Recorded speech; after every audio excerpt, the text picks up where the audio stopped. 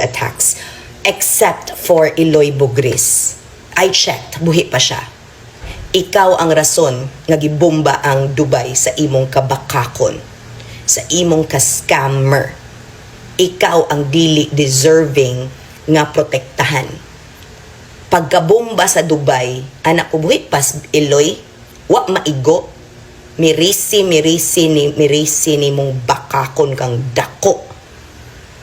You are the reason Dubai is bombed.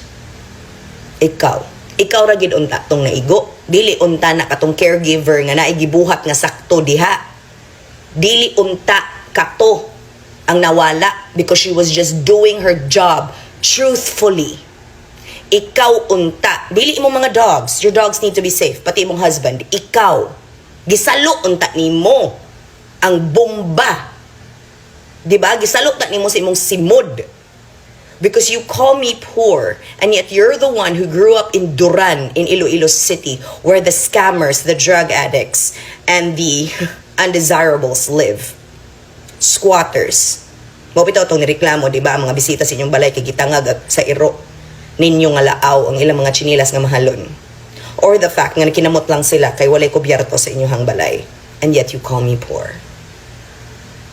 I checked, actually, when Dubai was being bombed, I checked kung naigo ba ka, but sadly, So, grabe ka kita lagaya katanga, no? Uy, dagol. Diyan maligno na may tulo. Ang putay mo nga ang lumalabas dyan, plemas. Kung hindi ka ba naman bubu at kalahating bilatsing Iloy, wala na sa ibang argument sa akin, kundi sabihin niya na ako ang rason kung bakit do binumba dito. Ikaw ang rason kung bakit bastardo si Tonya. Ikaw ang rason ang bilatsing Iloy mo kung bakit may tulo ang nakabit ka. Ikaw din ang rason ang bilatsing Iloy mo kung bakit napapahiya ang pamilya mo. Dahil sa garok at ang bilatsing Iloy mo nga prinsipyo sa buhay, you were never a wife.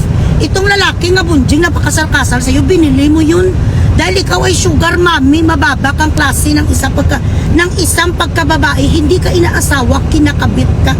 Pinakasalan ka lang kasi binili mo ang bunjing, alpot, pangit, lamok na may anemia. Walang mahanap na ibabanat sa akin ang undin. Nga si Dagol, ang pinakamabahong pekpek sa balat ng lupa. Lahat ng mga tao sa butuan ng bilatsing Iloy mo lang may gusto sa iyo. So wala siyang maisip kasi hindi mo naman pwedeng sabihin na maganda ka. Hindi mo naman pwedeng sabihin nga pangit ako kasi kita naman ng lahat na ikaw ay isang chimpanzee at ang nanay mo ay si Mother Sitang.